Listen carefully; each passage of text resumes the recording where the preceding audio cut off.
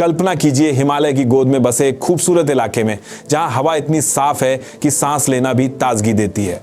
लेकिन 24 सितंबर 2025 को वो हवा धुएं से भर गई। लेह की सड़कों पर आग लग गई। बीजेपी का ऑफिस जल रहा था, पुलिस की गाड़ियां धधक रही थी और गोलियों की आवाज गूंज रही थी। 4 नौजवान मारे गए, 70 से ज्यादा घायल। ये कोई फिल्म का सीन नहीं, ये लद्दाख की सच्चाई है।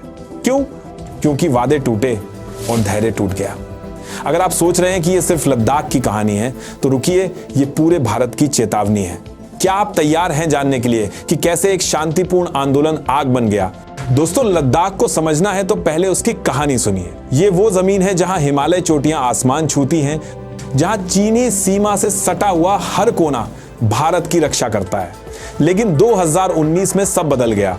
मोदी सरकार ने जम्मू कश्मीर को 2 हिस्सों में बांट दिया, एक कश्मीर, दूसरा लद्दाख। लद्दाख को यूनियन टेरिटरी यूटी बना दिया गया। वादा था लेह और कारगिल को संसद में सीटें मिलेंगी, स्थानीय नौकरियां सुरक्षित रहेंगी, जमीन पर बाहरी लोग कब्जा नहीं कर पाएंगे। 663 फाट। लेकिन क्या हुआ?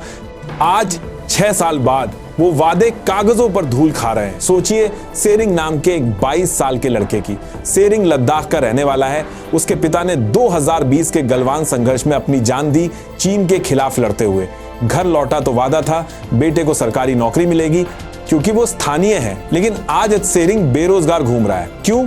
क्योंकि यूटी बनने के बाद नौकरियां दिल्ली से आ रही हैं। बाहरी लोग आकर होटल बना रहे हैं, जमीन खरीद रहे हैं और लोकल्स को कुछ नहीं मिल रहा। सेरिंग जैसे हजारों युवा, जिन्हें हम जेन जी कहते हैं, स्कूल से निकले लेकिन जॉब्स नहीं मिली। वो कहते हैं हमारी जमीन हमारी नहीं रही, हमारी संस्कृति, हमारी पहचान दांव पर लग गई। ये सिर्फ आंकड़े नहीं, ये दर्द है। एक माँ का रोना जो बेटे की शादी के लिए जमीन बचाना चाहती है लेकिन कानून उसे बेचने पर मजबूर कर रहा है। चलिए फैक्ट्स देखते हैं जो दिल दहला देंगे। 2019 से पहले लद्दाख जम्मू कश्मीर का हिस्सा था।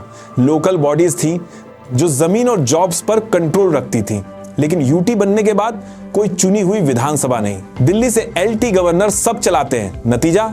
पर्यटन बूम हुआ लेकिन लोकल्स को फायदा नहीं। 2024 के आंकड़ों के मुताबिक लद्दाख में बेरोजगारी रेट 18% से ऊपर पहुंच गया, नेशनल एवरेज से 2 गुना। और सबसे बड़ा डर, 6th शेड्यूल का स्टेटस। यह संवैधानिक प्रावधान ट्राइबल एरियाज को प्रोटेक्ट करता है, जैसे असम या मेघालय में। लद्दाख के 97% लोग ट्राइबल हैं, बौद्ध और मुस्लिम। लेकिन दिल्ली ने इसे लागू नहीं किया। क्यों? क्योंकि इससे लोकल्स को पावर मिलेगी।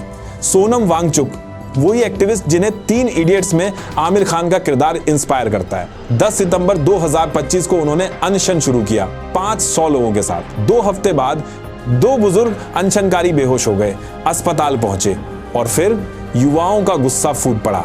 वांगचुक ने कहा ये जेन जी की रेवोल्यूशन है, नेपाल और बांग्लादेश की तरह। लेकिन हिंसा, उन्होंने अपील की, ये गलत रास्ता है। फिर भी ले अपेक्स बॉडी ने शटडाउन कॉल दिया। नतीजा?